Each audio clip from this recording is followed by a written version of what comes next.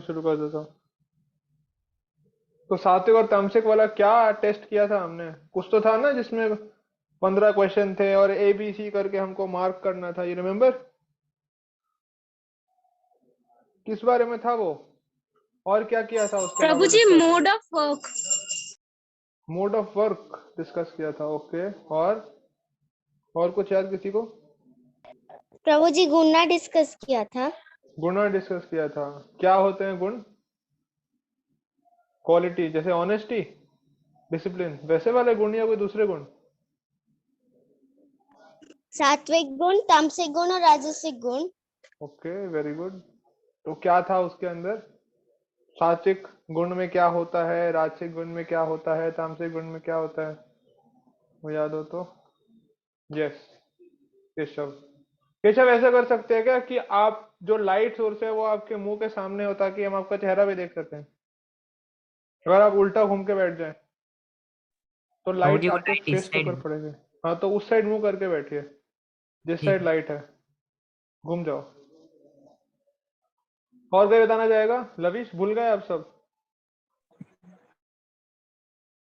प्रभु जी हमने last time एक quiz किया था। हाँ हाँ, उस क्विज में क्या था?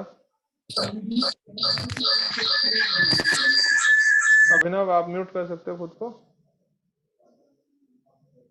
यस।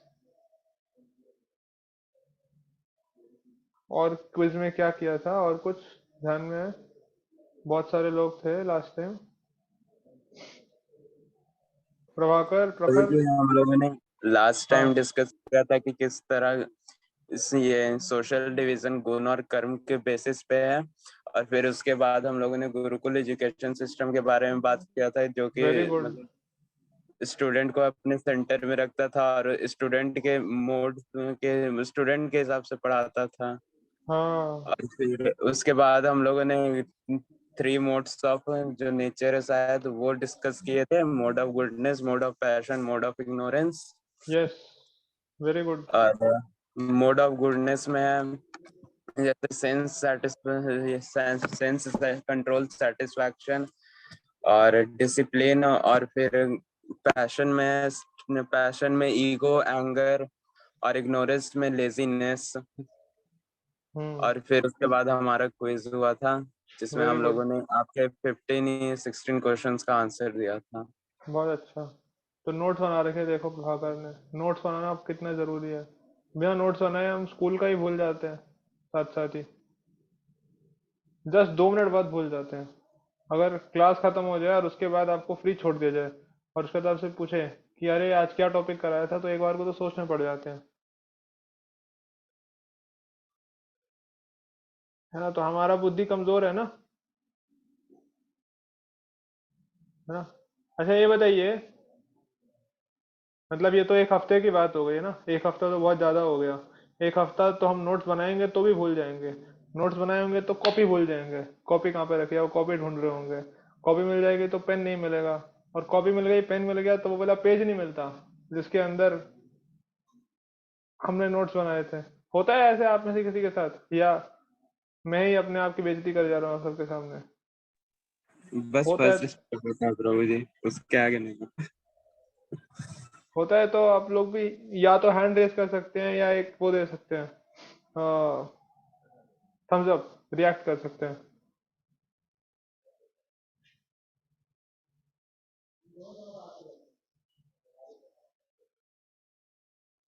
ओह, बहुत सारे लोग हैं, मतलब पीड़ित ये सबसे। कोई शेयर करना चाहता है जिनका हैंड रेज है? क्या क्या होता है आपके साथ में ऐसा, जहाँ पे आपकी तीक्ष्ण बुद्धि आती है सामने? जिन लोगों ने हैंड रेज करा है, कोई शेयर करना चाहता है? हरे कृष्ण प्रभु जी, हरे प्रणाम। कृष्णा। प्रभु जी, I'm little bit partial with my spiritual knowledge and materialistic knowledge. मैं हम्म। materialistic knowledge basically notes ही नहीं बनाती, and हम्म। बनाती हूँ तो भूल जाती हूँ, और यही बात spiritual की notes बनाती हूँ तो उसको daily revise करती हूँ, बाकी cares हम्म। बहुत ज्यादा है। Very good. तो रिवाइज करने का जरूरत पड़ रहा है, इसका मतलब बुद्धि कमजोर है ना? भूल जाते हैं मतलब हम। नो प्रभु जी, एक्चुअली काफी टाइम कहते हैं ना, अमुक मतलब प्रभु यूज्ड टू से कि आप जो भी पढ़ रहे हो या सुन रहे हो दूसरों के साथ शेयर करने से जल्दी याद होता है। हाँ, तो कि अब शेयर करते वक्त कुछ गलत ना बोल दो, उसका डर रहता है, तो इसलिए। Very good. तो अमोघ प्रभु भी ये बोल रहे हैं कि ऐसा करने से जल्दी याद होता है, मतलब हमारी बुद्धि नेचुरली कमजोर है और जल्दी से याद नहीं होता। यही चीज बता रहा हूँ, इसलिए, है ना। हाँ, टेक्निक्स तो बहुत सारी है, बट टाइम लगता है करने में। It is not so easy. तो इसलिए मैं सोच रहा था कि let us take up a topic on this, memory and concentration, कैसे अपनी इम्प्रूव कर सकते हैं। तो आपको लगता है आपके लिए रिलेवेंट है ये सेशन? जी प्रभु जी। हाँ, बहुत तो ज्यादा लग बहुत ज़्यादा है। अच्छा, चलिए देखते हैं इसको कितना फ़ायदा होता है इससे, तो डिस्कस करने का प्रयास करते हैं। हाँ, Arjun bro, you want to speak something, you want to share something, या फिर मैं स्क्रीन शेयरिंग स्टार्ट करूँ, बताइए। फिर जी मेरे को लगा था कि जैसे आज के मतलब टाइम में ये increasing memory power and concentration मतलब एक बहुत इम्पोर्टेंट और मतलब काफी महत्वपूर्ण टॉपिक है, वाह, क्योंकि महत्वपूर्ण। क्योंकि जी जैसे हमारे एग्जाम्स होते हैं मतलब, और हाँ, मतलब काफी लोग के जैसे बोर्ड्स भी होंगे इस टाइम, सो उनके लिए मतलब मेमोरी एंड कंसंट्रेशन एक काफी बड़ी चीज होगी, क्योंकि मतलब हमें पढ़ाई करने के लिए मतलब काफी सिवियर कंसंट्रेशन चाहिए होता है, एंड ऑब्वियसली मेमोरी का भी तो काफी बड़ा रोल होता है। So this topic can really help us in our future also. So hmm, चलिए तो हम इसको देखने का और सीखने का प्रयास करते हैं। Will discuss some very simple tips, और उसके माध्यम से हम कैसे अपनी मेमोरी को और अच्छा कर सकते हैं, उसके बारे में हम इसको समझने का प्रयास करते हैं धीरे धीरे करके। ठीक है, तो इस सेशन के अंदर हम छः छः सेशन टॉपिक्स डिस्कस करेंगे। 4 तरह के लर्नर्स कौन होते हैं, मेमोरीज होते हैं, किस तरह की बातें हमको बहुत आसानी से याद हो जाती है, कंसंट्रेशन करने में क्या क्या कठिनाई का सामना करना पड़ता है हमको, और डिस्ट्रैक्शंस क्या क्या है हमारी लाइफ के अंदर, और कैसे मेडिटेशन हमको हेल्प कर सकता है कंसंट्रेशन को बढ़ाने में। और अगर टाइम बचा तो हम कुछ प्रैक्टिकल टिप्स भी डिस्कस करेंगे, नहीं तो हम इसके ऊपर एक अलग से ही पूरा सेशन कर सकते हैं, practical tips to enhance our studies. ठीक है, तो लेट अस स्टार्ट। 4 तरह के लर्नर्स कौन कौन से होते हैं, एक सेकंड रुकिए।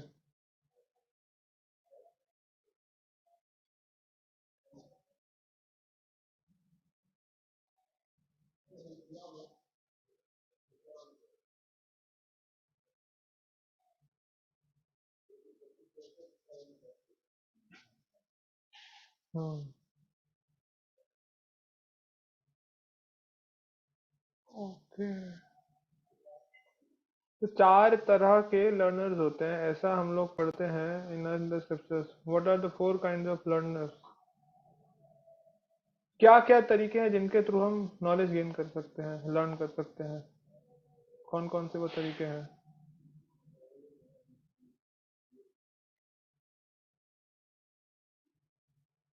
कोई बताना चाहेगा? मैं क्वेश्चन पूछा है आपसे, मैं थोड़ी किसी और से बात कर रहा हूँ, भूत थोड़ी है यहाँ पे रूम के अंदर। 4 तरह के मतलब लर्निंग के तरीके हैं, या what are the different ways by which we can learn?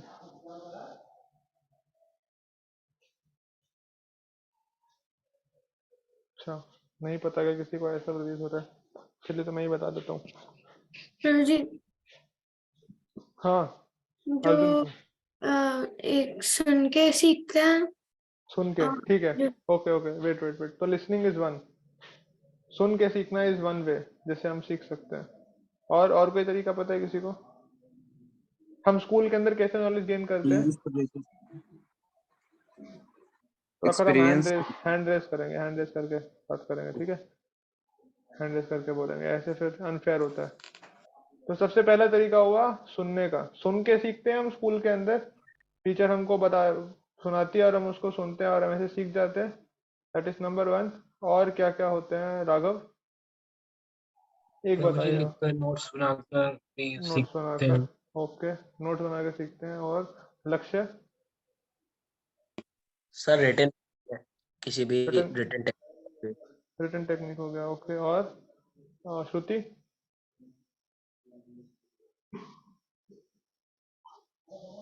हाँ प्रभु जी, हम किसी दूसरे की गलती से भी सीख सकते हैं। गलती से सीख सकते हैं, वेरी गुड। ऑब्जर्व करके सीख सकते हैं कोई गलती कर रहा है तो। और हितेशी? रीडिंग, रीड करके सीख सकते हैं, वेरी गुड। चित्रा? प्रभु जी यही आंसर था, हो गया, रीडिंग एक्सपीरियंस। रीडिंग में खत्म हो गया। ओके, रुद्राक्षी? एक्सपीरियंसिंग।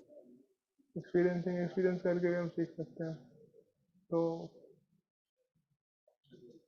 लर्नर्स के एक्चुअली ना बहुत सारे अलग अलग प्रकार होते हैं। अब आप देखिए, आप बताइए कि आप कौन से कैटेगरी के लर्नर हैं। मैं वाइट बोर्ड शेयर करता हूँ और मैं आपको साथ साथ लिख के बताता हूँ।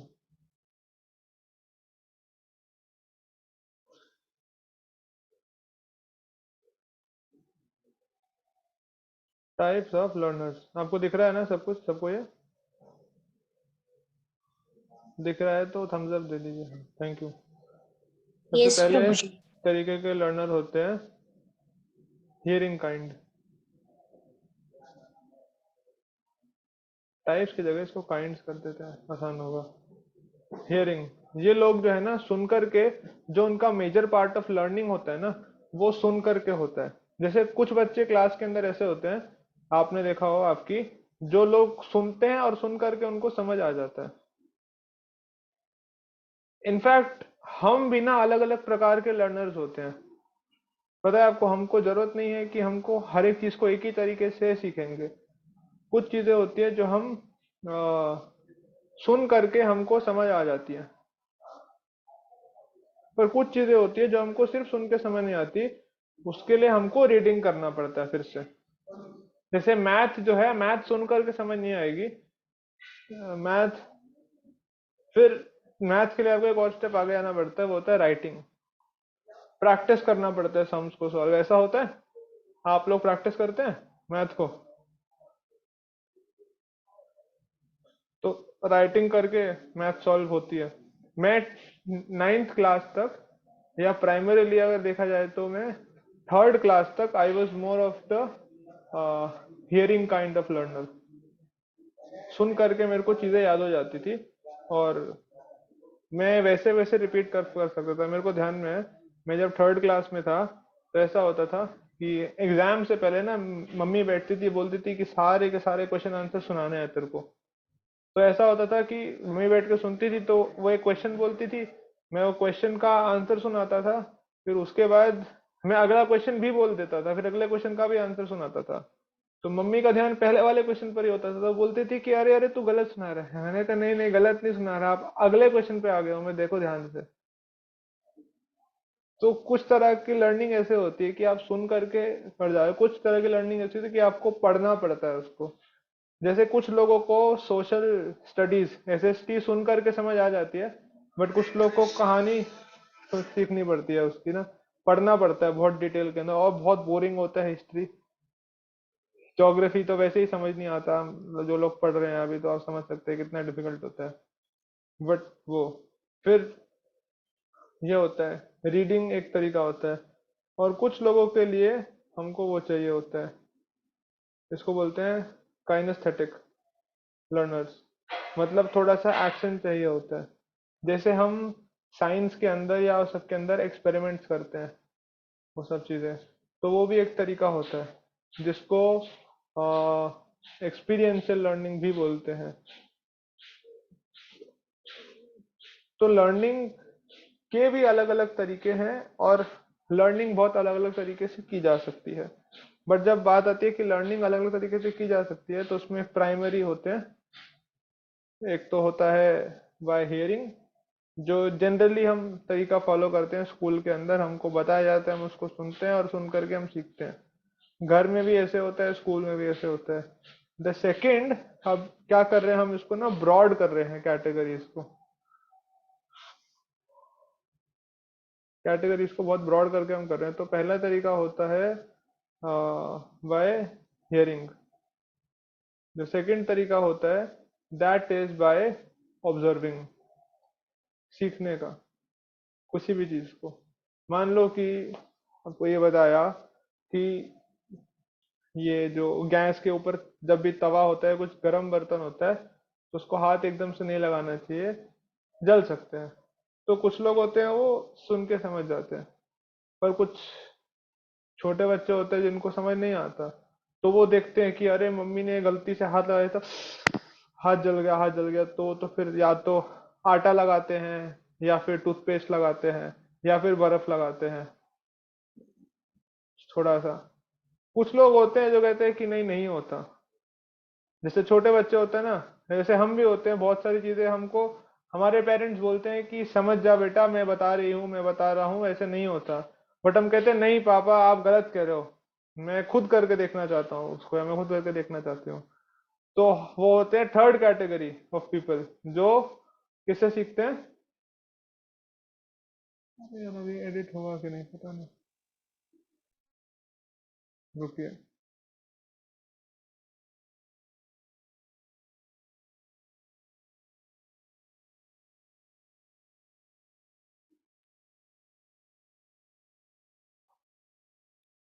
सीखते हैं एक्सपीरियंस करके। जब तक हम एक्सपीरियंस नहीं करेंगे तब तक हम नहीं सीखेंगे चीज़ों को। और ज़्यादातर लोग हम में से वैसे ही होते हैं। 99.9% of people learn 99.9% of things through experiencing. जो ऑफ कोर्स ऐसी चीज़ होती है जो हमको लाइफ में याद रहती है, बहुत सारी चीज़ होती है जो हम एक्सपीरियंस करके सीखते हैं।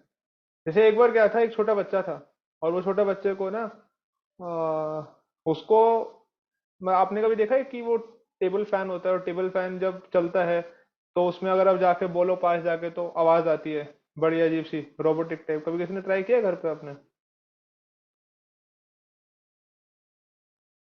नहीं क्या? ओहो, आपने मिस कर दिया बहुत इंपॉर्टेंट चीज। तो एग्जाम्पल भी आपको रेलेवेंट बैठेगा कि नहीं पता नहीं। एनीवेज, एक छोटा बच्चा था, और वो बच्चा क्या करना चाह रहा था, वो ना अपना हाथ डालना चाह रहा था टेबल फैन के अंदर। आपने देखा वो टेबल फैन होता है बड़ा सा ऐसे, और वो बहुत तेज तेज उसके ब्लेड्स होते हैं, वो घूमता है। तो अपना हाथ डालना चाह रहा था उसके अंदर। वो कह रहा था मैं अपना हाथ डाल के देखता हूँ क्या होता है। उसके पापा ने बोला कि बेटा हाथ कट जाएगा, क्योंकि बहुत तेज पंखा घूम रहा है, उंगली कट के बाहर निकल जाएगी, खून बहेगा। बोलते पापा नहीं बहेगा, मेरी उंगली बहुत स्ट्रांग है, कुछ भी नहीं होगा ऐसा। कहते कि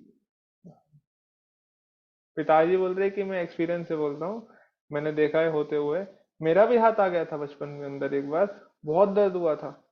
बोलते हैं कि नहीं आप भी कहोगे पापा मैं स्ट्रांग हूँ, मैं सारी सब्जियां खाता हूँ बर्गर के अंदर मेयोनीज के साथ में, तो मुझे कुछ नहीं होगा। तो पापा ने, अब पापा चाहते थे कि बेटा जो है वो उसका हाथ ना कटे, तो पापा ने क्या किया, पंखे का स्विच ऑफ कर दिया। और पंखे का स्विच ऑफ करने के बाद में जब थोड़ा सा ही था ना बचने वाला, खत्म रुकने वाला था, उस समय उसको बोला कि हाथ डालो। तो बेटा ने जब हाथ डाला तो उसका हाथ में लगा, बहुत तेज लगा, दर्द हुआ उसको, और वो रोने लग गया। बट इतना तेज नहीं था क्योंकि पंखा एनीवे स्लो हो गया था, तो उतना तरीका था, और उसको ज्यादा चोट नहीं आई। तो यहाँ पे तो पापा थे, और पापा ने फैसिलिटेट कर दिया एक्सपीरियंस को।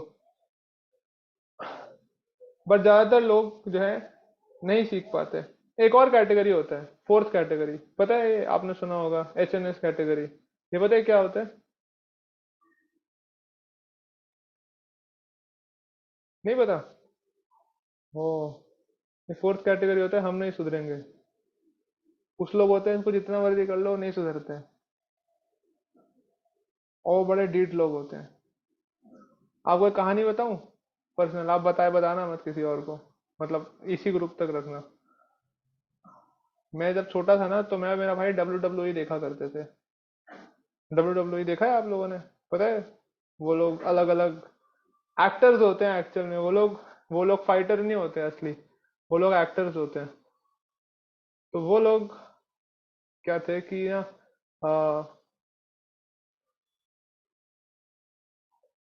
मेरे को बहुत शौक था वो देखने का ना, स्टार्टिंग से बहुत मजा आता था। मेरे भाई एक साथ में देखा करते थे, और हम लोग ना लड़ते थे।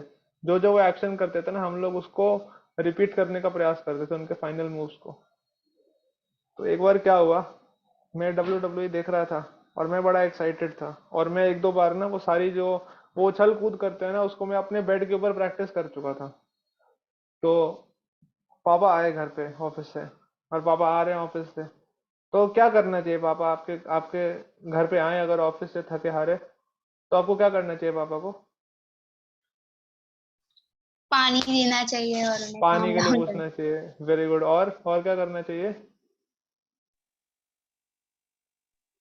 सर उस समय शैतानी नहीं करनी शैतानी नहीं करनी चाहिए, वेरी गुड। और क्या करना चाहिए? एक्सपीरियंस से बता सकते हैं, आप सब तो एक्सपीरियंस हाथ मुंह होल्डर्स होंगे। धोने जब गए तो उनको टॉवेल रेडी रखना चाहिए था। Very good.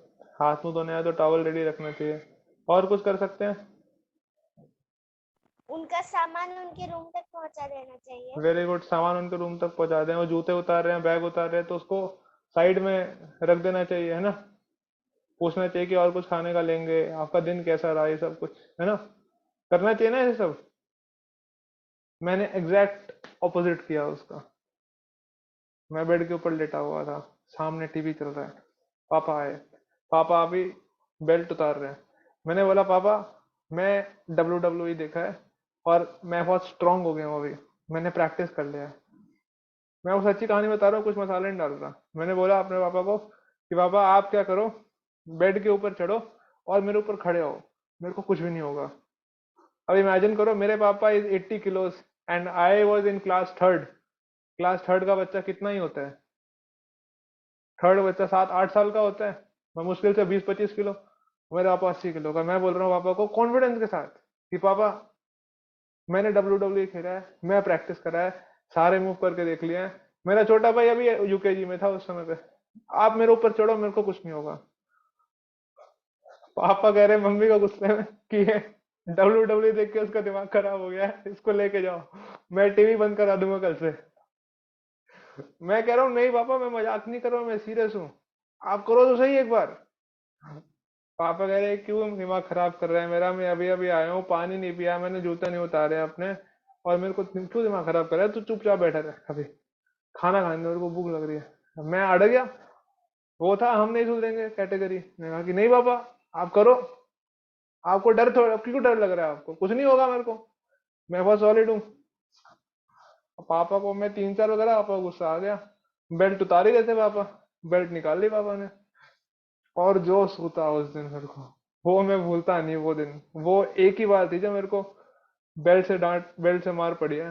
क्या खतरनाक यार, मैं खूब रोया उस दिन, इतना रोया इतना रोया। मैं अगले दिन तक बात नहीं करी पापा से। पापा के गुस्से में तो उन्होंने ही बात नहीं करी। बाद में बोले कि बेटा कौन स्ट्रांग बन रहा था, बन गया स्ट्रांग, निकल गई सारी। अब उसके बाद मैंने WWE देखना तो नहीं छोड़ा, बट ये सब चीज करना छोड़ दिया था फिर। पापा से लड़ाई करना, भाई से लड़ाई करता था, भाई छोटा था और वो भी था, बच्चा भी था, मेरे से 3 साल छोटा था, हाइट में भी वेट में भी, तो उसके साथ लड़ाई करता था मैं। तो ये एक और कैटेगरी होता है, the fourth category, which is हम नहीं सुधरेंगे टाइप। अलग अलग तरीके होते हैं जिससे हम नॉलेज गेन करते हैं। बट आपको एक बहुत इंटरेस्टिंग चीज बताता हूँ मैं। देखिए, मेमोरी की हम बात कर रहे हैं ना, मेमोरी क्या होता है? मेमोरी वो ब्रेन का वो पार्ट होता है, या ब्रेन का वो फंक्शन होता है जो नॉलेज को स्टोर करता है। जो भी इंफॉर्मेशन हम लेते हैं उसको वो एनकोड भी करता है। नॉलेज जो आती है, इंफॉर्मेशन आती है ना, वो कोड के अंदर आती है अलग अलग, है ना? जैसे एक एक एग्जांपल से इसको डिस्कस करते हैं। ओके। जी 4 टाइप्स हाँ, ऑफ लर्नर्स थे। जो एक तो हियरिंग से सीखते थे, हियरिंग, रीडिंग, राइटिंग और काइनेस्थेटिक, यानी कि एक्शन, एक्सपीरियंस करके। ठीक है, तो हम एक एग्जांपल लेते हैं, बट सब लोगों का कैमरा ऑन नहीं है तो समझ नहीं आ रहा मुझे ढंग से, क्या करें? चलो ठीक है, लक्ष्य को लेते हैं। लक्ष्य, आपके पीछे जो वॉल है उसका क्या कलर है? सब लोग देख रहे हैं लक्ष्य को? मैं लक्ष्य को पिन कर देता हूँ अपने साथ में। लक्ष्य को ध्यान से देखिए सब लोग, अभी मैं इसको भी हटा देता हूँ। लक्ष्य दिख रहा है? लक्ष्य के पीछे की जो वॉल है उसका कलर क्या है, ये बताना है आप सब लोग को। चैट बॉक्स में लिख सकते हैं, देखते हैं कौन सबसे पहले सही आंसर देता है।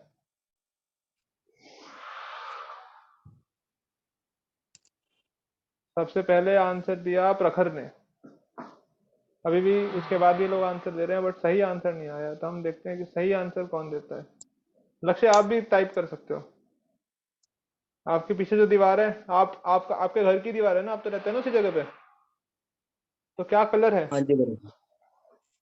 ब्लू। ओहो, अभी बढ़िया नाम आने लग रहे हैं। स्काई ब्लू आ रहा है, टर्कोइज ब्लू आ रहा है, एक्वा ब्लू आ रहा है, अब मजा आ रहा है। तो एक्चुअल कलर क्या है फिर, ये क्वेश्चन है मेरा। पाउडर ब्लू, वाओ, ऐसा भी कोई कलर होता है, वो पता नहीं था। बेबी ब्लू, ठीक है। तो चलिए थोड़ा सा फिजिक्स पे आते हैं हम कितने लोगों ने रिफ्लेक्शन पढ़ा है फिजिक्स के अंदर? रिफ्लेक्शन क्या होता है? एक। लक्ष्य, आपने नहीं पढ़ा अभी रिफ्लेक्शन क्या होता है? सर एक सेकंड, हैंड रेस कर। हाँ, रिफ्लेक्शन पढ़ा है ना। तो रिफ्लेक्शन में क्या होता है, क्या होता है phenomena? The bouncing back of light is bouncing called back of reflection. Light, है ना। तो जो वॉल है आपके पीछे, है ना, अभी वॉल को देखिए सब लोग। वॉल जो है, वॉल से ब्लू कलर बाउंस बैक हो रहा है और हमारी आंखों पे पड़ रहा है, इसलिए हमारी आंख इसको ब्लू देख रही है। बट क्या एक्चुअल में वॉल ब्लू है? वॉल ब्लू है क्या? नहीं। वॉल के अंदर बाकी सारे कलर है ब्लू को छोड़ के, क्योंकि वो ब्लू कलर को रिफ्लेक्ट कर दिया, इसलिए वॉल हमको ब्लू दिखाई पड़ रही है, बट एक्चुअल में वॉल ब्लू नहीं है ना। तो ये वाला पार्ट जो है ना, ये मेमोरी प्ले करती है। जो इंफॉर्मेशन हमारे पास में आ रही है, अभी क्या आ रहा है हमारी आंखों के यहाँ पे रेटिना होता है। रेटिना आपने देखा है, रेटिना के अंदर आई लाइट आके पड़ती है, फिर वो उसका मिरर इमेज बनता है, और रेटिना के अंदर जो इमेज बनती है ना हमारी आंखों में, वो उल्टी बनती है, उल्टी इमेज बनती है। मतलब यहाँ पे आपको लक्ष्य सीधा दिखाई दिखाई दे रहा है, बट आपकी आंखों में वैसे उल्टा लटका हुआ है वो। अब कैसे लटक रहा है ऊपर ये नहीं पता, बट इमेज रेटिना में ऐसे ही बनती है। फिर उसके बाद वो जब दिमाग के अंदर जाती है थ्रू न्यूरॉन्स, तो क्या होता है, इमेज सीधी बनती है, और उसके बाद हमको सेंस बनता है चीजों का। तो ये वाला जो काम है, ये कौन करती है? क्या काम? हमारी मेमोरी। हमारा मेमोरी इतना इंपॉर्टेंट रोल प्ले कर रही है। थैंक यू लक्ष्य, मैं आपको हटा देता हूँ अभी इनसे। कहाँ गया? वैसे ही करके इंफॉर्मेशन को स्टोर भी करना और उसको टाइम पर रिट्रीव भी करना इंफॉर्मेशन, है ना। फॉर एग्जाम्पल, चलो कुछ क्वेश्चंस पूछते हैं, लेट अस सी वेरी फास्ट। रैपिड फायर खेलेंगे, आप लोग अपने हाथ और उंगलियों को तैयार रखिए बिल्कुल, ठीक है। देखते हैं कौन चैट बॉक्स में पहले लिखता है, जो चैट बॉक्स में पहले लिखेगा वो जीतेगा। तो मैं कुछ आपसे कैपिटल्स पूछूंगा इंडिया के स्टेट के, let us see who wins. Arjun, you have to keep a tab on the first person, ठीक है। आप पार्टिसिपेट नहीं कर रहे इसके अंदर, ओके। पहला क्वेश्चन, आसान से शुरू करूं डिफिकल्ट से शुरू करूं? पर जी ये बताना है कौन सबसे पहले डिफिकल्ट आंसर से। देगा। हाँ हाँ, सबसे पहले सही, ठीक है। तो मेरा पहला क्वेश्चन है, हरियाणा का कैपिटल।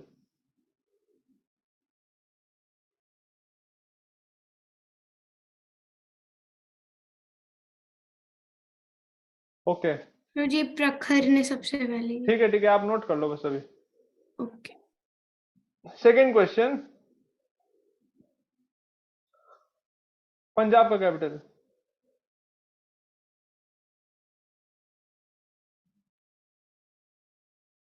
पंजाब का कैपिटल चंडीगढ़ लिख दिया किसी ने, देखो गड़बड़ हो गई। सॉरी, पंजाब का कैपिटल हरियाणा लिख दिया किसी ने यहाँ पर। ठीक है, नेक्स्ट क्वेश्चन, उत्तर प्रदेश का कैपिटल।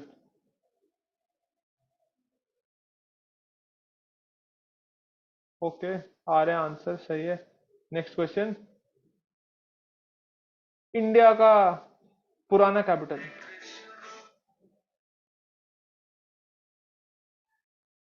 Okay, great great. पुराना कैपिटल मतलब 1911 तक तो जो कैपिटल था, ग्रेट। इंडिया का रीसेंट कैपिटल।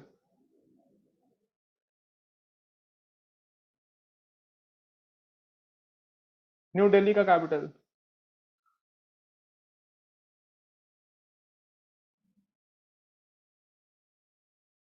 न्यू दिल्ली का कैपिटल क्या है? न्यू दिल्ली। अच्छा ठीक है, छोड़िए। मुझको खुद ही नहीं पता इसका आंसर। है ही नहीं ऐसा कुछ आंसर, न्यू दिल्ली खुद ही कैपिटल है, फिर भी लिख रहे हैं। अंडमान एंड निकोबार आइलैंड्स का कैपिटल, थोड़ा सा डिफिकल्ट क्वेश्चन। प्रभु जी ये मेरे को अच्छा चलो। पोर्ट ब्लेयर है, पोर्ट ब्लेयर है। अंडमान का, निकोबार का सिलवासा है। ग्रेट, ठीक है। प्रभु जी तो किसी अब ने देखिए, दोनों नहीं बताए, सिर्फ पोर्ट ब्लेयर ही हाँ बताया। ठीक है, आप मेरे को ऐसे करके मेरे को पर्सनली मैसेज कर दीजिए कि किसने कौन कौन सा आंसर पहले करा। आप मेरे को ये बताइए कि ये जो क्वेश्चंस मैंने आपसे पूछे, ये कैपिटल्स आपने कब पढ़े थे? When did you read this Capitals? कल पढ़े थे, आज पढ़े थे, परसों पढ़े थे, पिछली क्लास में पढ़े थे? 5th स्टैंडर्ड में शायद आए हुए हैं, हाँ। 5th स्टैंडर्ड में? ओ माय गॉड, कितना पहले? प्रभु जी 3rd 4th स्टैंडर्ड में। 3rd 4th स्टैंडर्ड में, बहुत पहले पढ़े थे। और वो अब तक याद है आपको? ऐसे कैसे अब तक याद है? ऐसा क्या किया? मतलब ये इतना important piece of Prabhu ji information है? याद करवाया था पापा ने मुझे। याद कराया था, ओके। मैप पे प्रभु जी मैंने याद करा था। याद किया था इसलिए भी याद है, ओके। और कुछ, और कोई रीजन किसी को ये दे सकता है क्यों याद है उनको, या कैसे याद है? इतना पहले जो याद करी थी चीजें वो अभी तक याद है, हाउ? प्रभु जी जैसे हमारे को अल्फाबेट याद है अभी भी नर्सरी से जो सीखे थे, तो मतलब इट इज आल्सो वो बहुत अल्फाबेट को तो बेसिक ठीक चीज है है, कि ये बहुत भी एकदम से प्रैक्टिस करा है बेसिक है। अल्फाबेट का तो हमने। मेरा भी प्रभु जी यही था, प्रैक्टिस टाइम टू करवाया टाइम था। रिवीजन करने की वजह से ये रिवीजन, हमने रिवीजन किया है इसका, कैपिटल्स का? मतलब 1 ईयर तक जब तक थे 2nd 3rd में, तो 1 ईयर तक तो किए थे ना। रिवीजन करते तो थे, इसकी वजह से वेरी गुड। और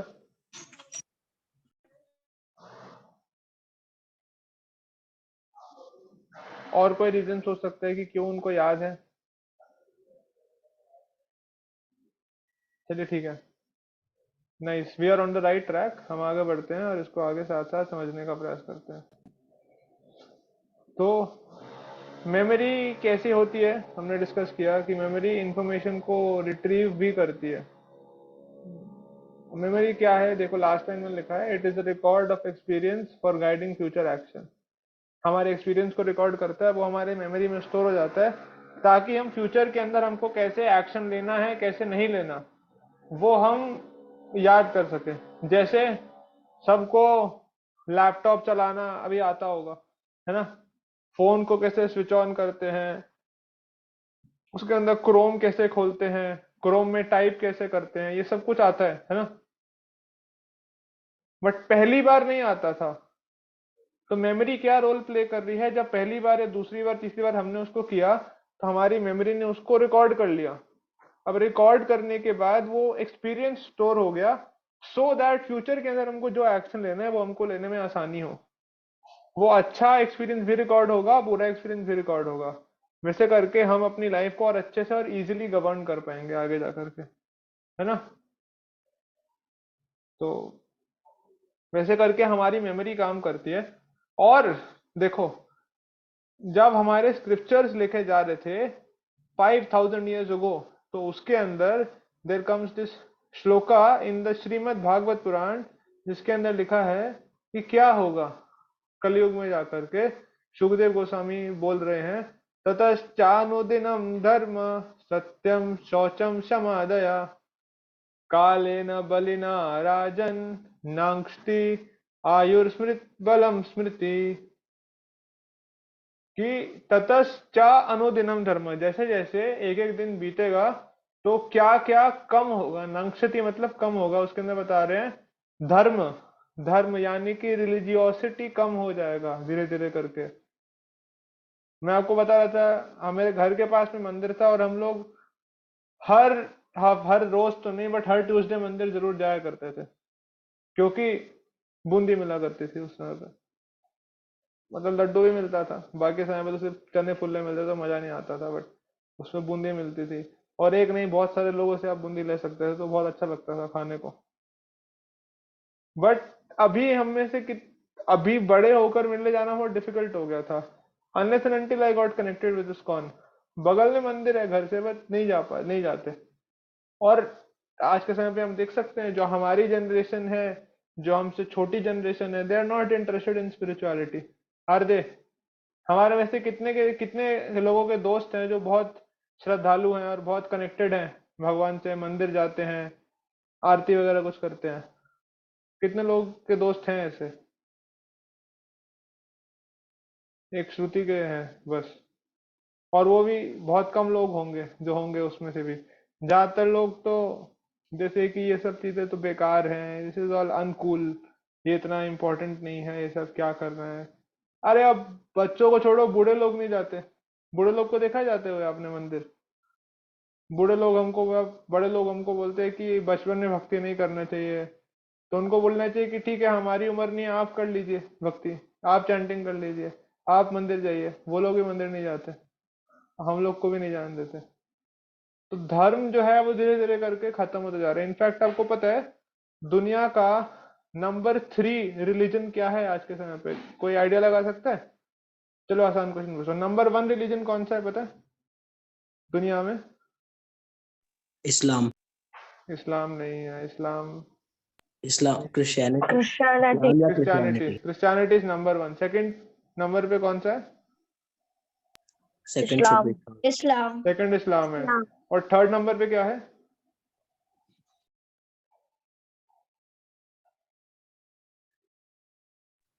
सनातन।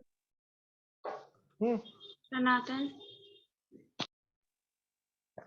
थर्ड नंबर पे सिखिज्म और जैनिज्म। सिखिज्म जैनिज्म तो कहीं भी नहीं है, वो तो इंडिया में ही नहीं है, बाहर कहाँ ही होंगे।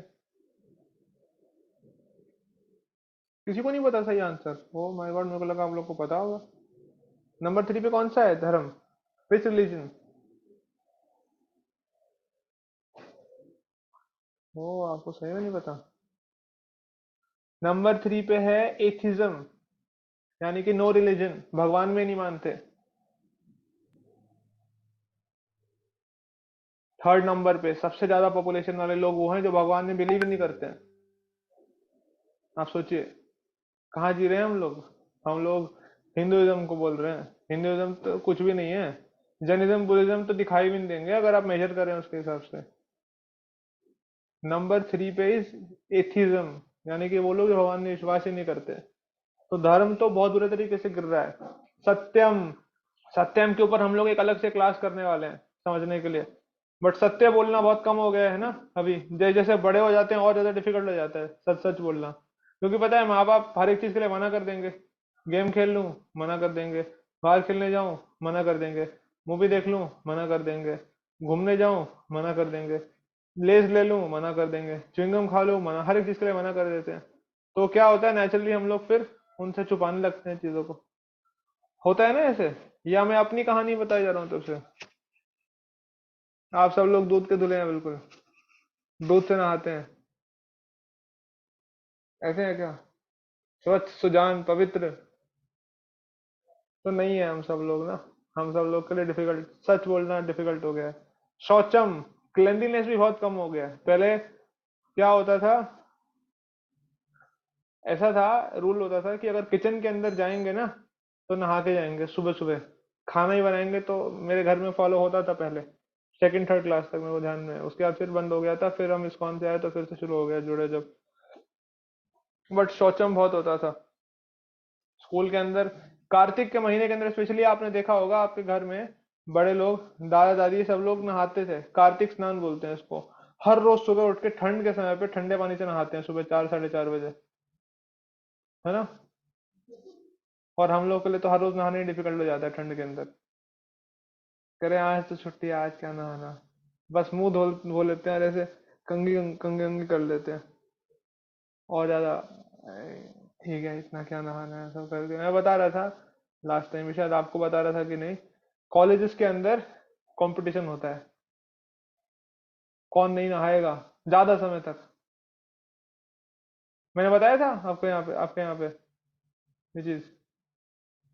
मेरा दोस्त जीता था, मेरे साथ का रहने वाला, वो जीता था। 28 दिन का रिकॉर्ड था उसका, 28 दिन नहीं नहाया था। तो मैं बोल रहा तू कपड़े भी नहीं धोता था? बोला नहीं। तो मैंने कहा फिर चेंज करता था? बोले 3 दिन एक ही शर्ट पहन ली, 3 दिन आपस में शर्ट चेंज कर ली और डीओ लगा लिया करते थे। संडे का दिन था, संडे के दिन हॉस्टल में रहते थे वैसे ही, कभी शर्ट पहनते थे कभी नहीं पहनते थे, कभी टी शर्ट पहन लिया करते वैसे करके। इतना बुरा हाल था लोगों का। अभी भी है हॉस्टल्स के अंदर, नहाते ही नहीं है। 28 दिन का मतलब उनका चैंपियनशिप चल रहा था, सोचो, हॉस्टल के अंदर। तो शौचम, ये क्लेanलीनेस तो है, ये तो बुरे तरीके से खत्म हो रहा है। क्षमा यानी कि फॉरगिवनेस, फॉरगिवनेस भी कम हो गया है ना। छोटी छोटी बातों को लेके गुस्सा हो जाते हैं और लड़ाई झगड़ा हो जाता है, वर्बल फाइट्स हो जाता है। दया भी कम हो गया है, कंपैशन भी कम हो गया है। काले न बलिना राजन, यानी कि काल के बलिना यानी प्रभाव से, राजन यानी सुखदेव गोस्वामी को बता रहे हैं, नांगसिति आयुर, एंड आयु भी कम हो गई है। दादा दादी ये सब लोग बहुत ज्यादा जिया करते थे। अगर आप पूछेंगे पापा की दादी को कितना लाइफ, कितना उम्र तक जी थी, या उनसे ऊपर पूछेंगे तो आपको बहुत अच्छे नंबर्स मिलेंगे। गांव के अंदर अभी भी लोग 95 96 क्रॉस कर जाते हैं। यहाँ पर तो हम लोग सुन ही रहे हैं, छोटी छोटी उम्र में लोगों को हार्ट अटैक्स आ रहे हैं। अभी मेरे चाचा जी की डेथ हुई पिछले पिछले महीने। He was only 50, he just turn 50। उनको हार्ट अटैक आया, हार्ट फेल हुआ एकदम से, ही डाइड। तो आयु भी कम हो रहा है। बलम यानी कि स्ट्रेंथ भी कम हो रही है, स्ट्रेंथ बहुत कम हो गई है हमारी। जो लोग बोलते हैं ना कि स्क्रिप्चर्स माइथोलॉजी हैं, उनको बताइए महाराणा प्रताप, महाराणा प्रताप का नाम सुना है आप लोगों ने? जी इफ यू प्रभु। हैव सुना है तो गिव मी अ थम्स हाँ अप। जी प्रभु। देखते हैं कितने लोगों ने सुना है।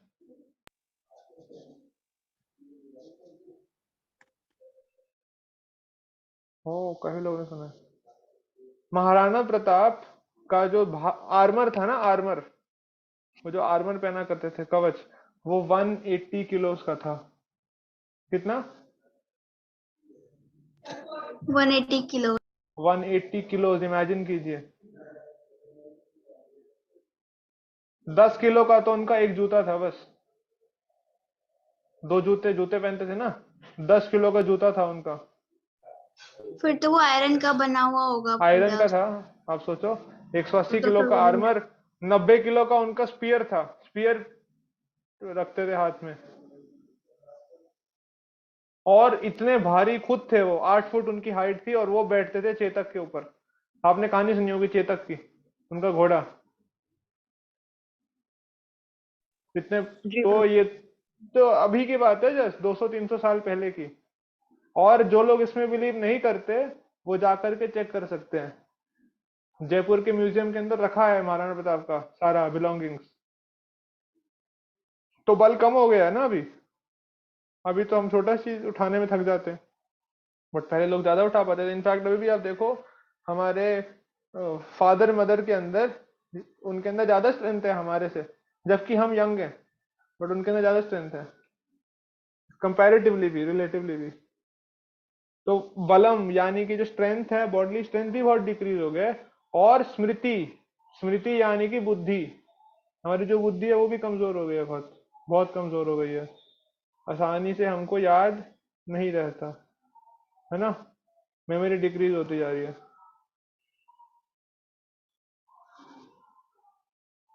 जैसे जैसे अभी, जैसे बड़ी क्लास के अंदर आते हैं ना, तो बहुत डिफिकल्ट होने लगता है। जब छोटे होते हैं उस समय पे तो सिंपल टेस्ट होते हैं, उस समय तक तो एमसीक्यू में निपट जाते हैं। उसके बाद और बड़े होते हैं तो फिर टर्मिनल एग्जाम होने शुरू हो जाते हैं, बड़े बड़े 18 मार्क्स के, 90 मार्क्स के, डिफिकल्ट होता है। फिर जब 10th 11th आते हैं तो गेम चेंजर होता है।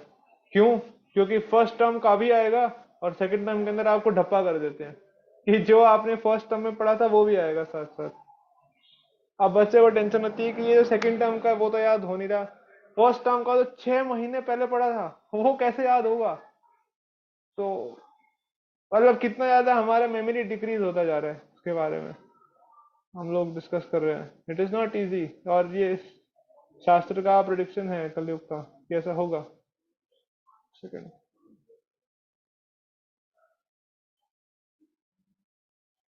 तो ठीक है, हम क्या करेंगे, इस टॉपिक को क्या करें, देखो हमारे पास कुछ स्लाइड्स बची हैं, क्या हम इस टॉपिक को फटाफट रफा दफा कर दें या इसको अगली क्लास में कंटिन्यू कर लें, कैसे चाहते हैं आप लोग, और डिटेल में डिस्कस करें? मतलब मैं चाहूँ तो इसको हम जल्दी कर सकते हैं, थोड़ा सा टाइम लग जाएगा, फिर 8:20 8:25 तक क्लास चलेगी। तो या तो हम इसको आज ही खत्म कर लें और नेक्स्ट क्लास में दूसरा टॉपिक करें, या फिर हम इसको डिटेल के अंदर डिस्कस करके कुछ एक्टिविटीज के माध्यम से समझें और नेक्स्ट क्लास में कंटिन्यू करें इसको। विच वे डू यू वांट? एक्टिविटीज के माध्यम। तो नई क्लास, अगली क्लास में कंटिन्यू करें इसको? हाँ brother। अच्छा ठीक है, तो फिर आप लोगों के लिए छोटा सा होमवर्क है फिर, ठीक है? होमवर्क क्या है, मैं आपको एक कहानी सुना के एंड करूंगा अभी। होमवर्क क्या है, हमको ये रखना है किस तरह की चीजें हमको याद रहती हैं।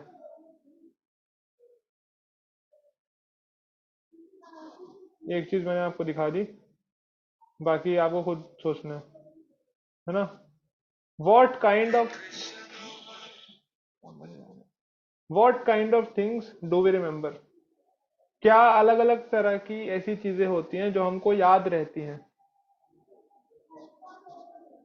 आप दोनों कर सकते हैं सोचने के लिए, कौन सी ऐसी चीजें होती है जो हम भूल जाते हैं, ऐसे आप वो बना सकते हैं, जैसे हम डिफरेंस वाला टेबल बनाते हैं ना, जैसे हम स्कूल के अंदर डिफरेंस बिटवीन लिखना होता है तो हम करते हैं, तो आप डिफरेंस बना सकते हैं, किस तरह की चीजें होती है जो हमको याद रहती हैं और किस तरह की चीजें होती हैं जो हम भूल जाते हैं बड़ी आसानी से। ये आप लोग याद करके आएंगे या आप लोग होमवर्क करके आएंगे ना, तो बहुत इंटरेस्टिंग हो जाएगा फिर अगला क्लास हमारा, फिर हम और मेहनत कर और अच्छे से समझ पाएंगे इस चीज को। ठीक है, डन? सब लोग, जो लोग होमवर्क करेंगे वो थम्स अप दे दीजिए, या जो लोग एटलीस्ट सोचेंगे इसके बारे में। कितने आए अभी हमारे पास? 11 आए, 12। ठीक है, तो 25 में से 12 लोग तो करेंगे। ठीक है, तो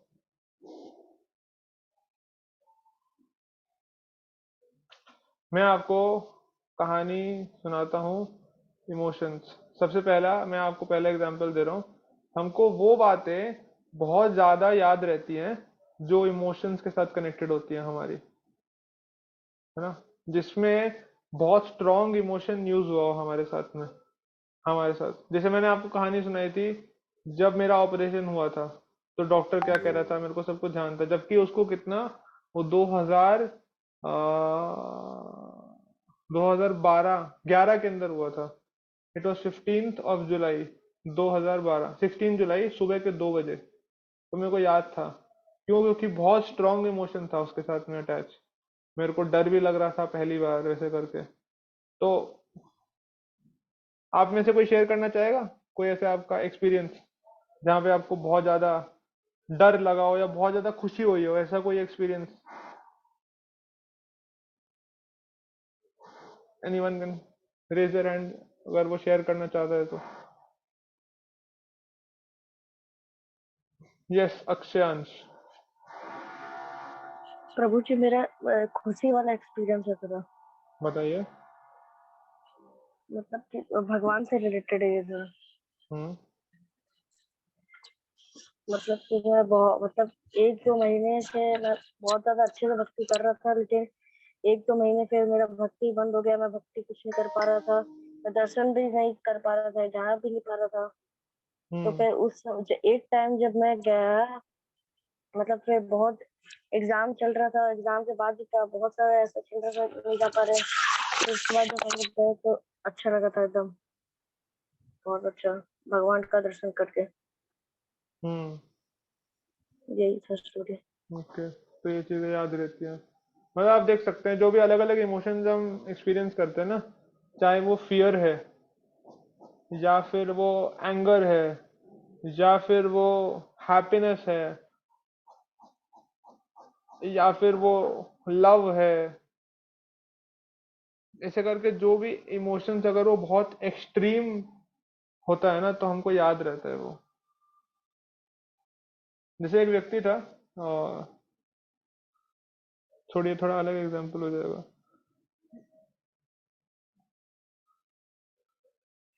सॉरी, एक सेकंड दीजिए मेरे को।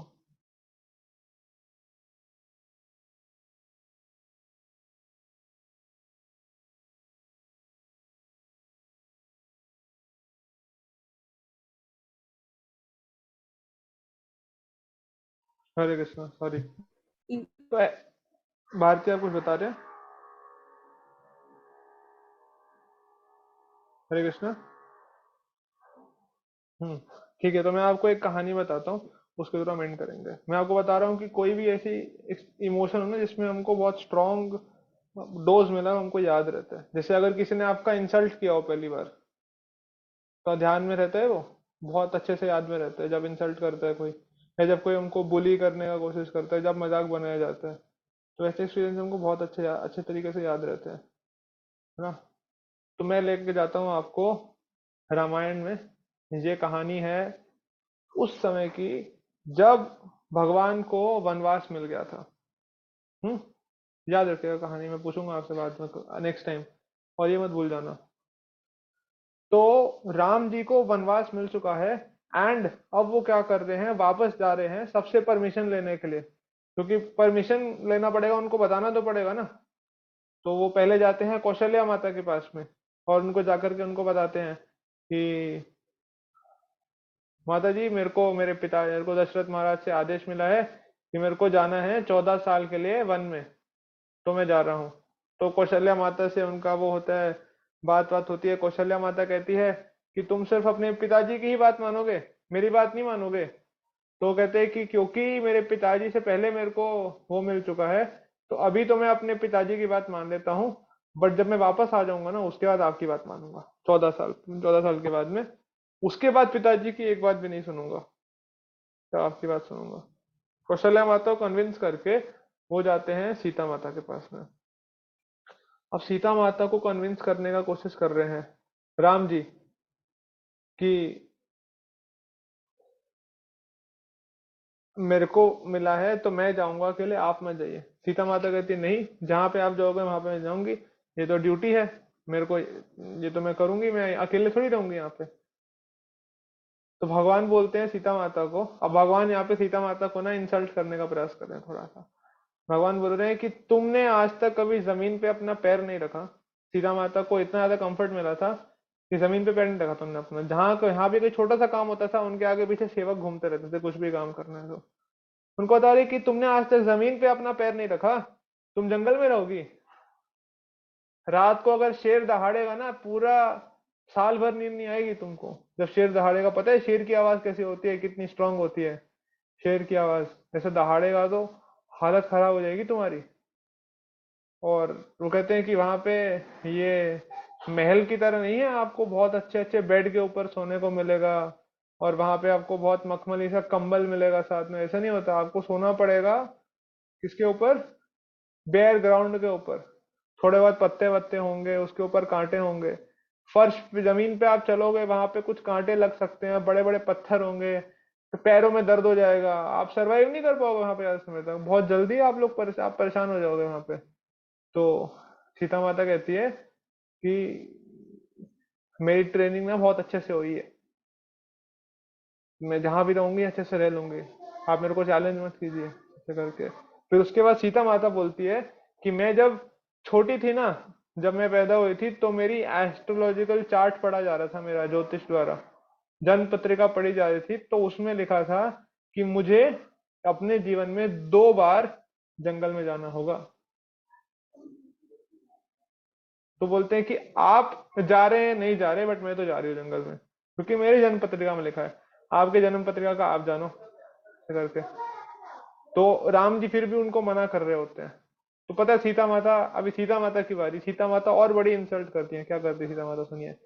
सीता माता बोलती है कि अगर मेरे पिताजी जनक महाराज को पता होता कि आप इतने ज्यादा कायर हो कि आप अपनी पत्नी की रक्षा नहीं कर सकते जंगल में, तो वो कभी भी शादी ना कराते आपसे।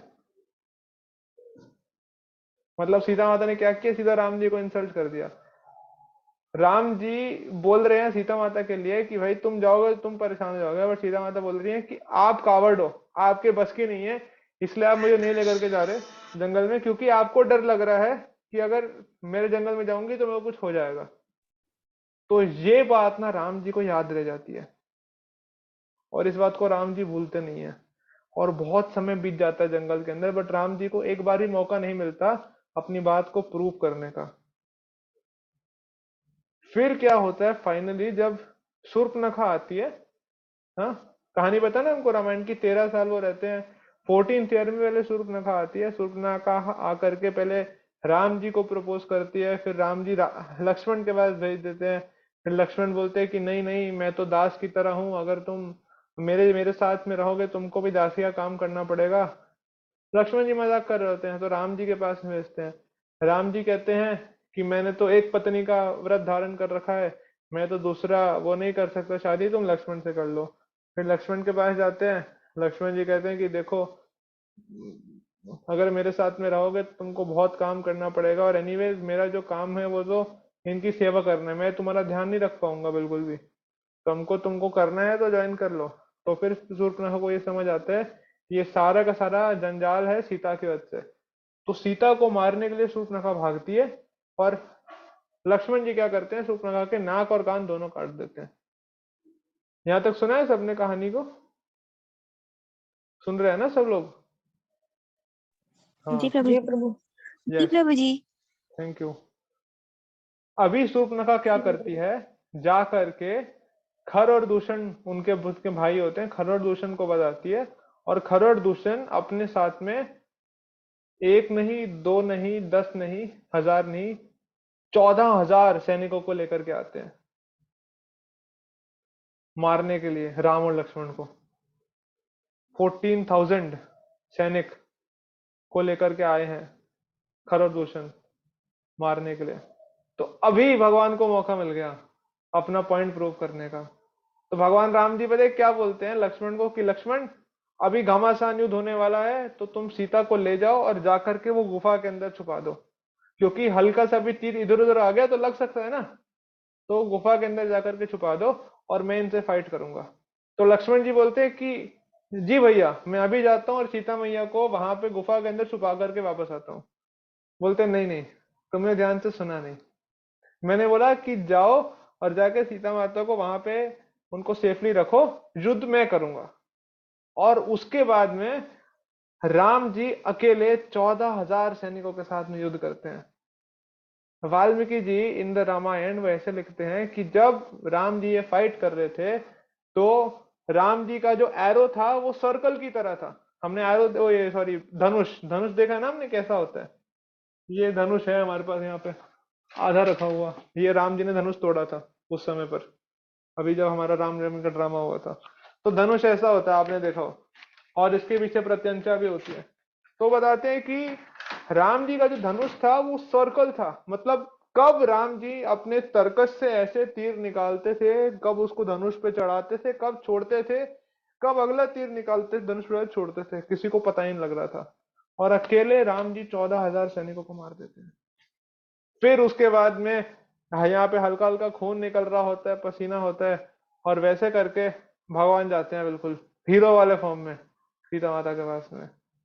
और उसके बाद बोलते हैं कि क्या बोल रही थी तुम, मैं प्रोटेक्ट नहीं कर सकता। तो उस समय पे उनका इंसल्ट का जो बदला पूरा लेते हैं भगवान। तो भगवान भी नहीं भूलते हैं, आपको बता रहा था कि ऐसा कुछ बात होती है। तो ठीक है, अच्छी लगी स्टोरी? जी तो ये आपका जी होमवर्क है, प्रभु जी। होमवर्क ध्यान में रखिएगा कि हमको किस तरह की बातें हमको याद रहती हैं, what kind of things do we remember. ठीक है, चलिए तो हम आज की क्लास को एंड करते हैं यहीं पर। आप सबको बहुत बहुत धन्यवाद जुड़े रहने के लिए। नेक्स्ट सैटरडे हम फिर से मिलते हैं, ठीक है? ओके, हरे कृष्णा। हरे कृष्णा हरे प्रभु। कृष्ण। हरे कृष्णा प्रभु जी। हरे कृष्णा।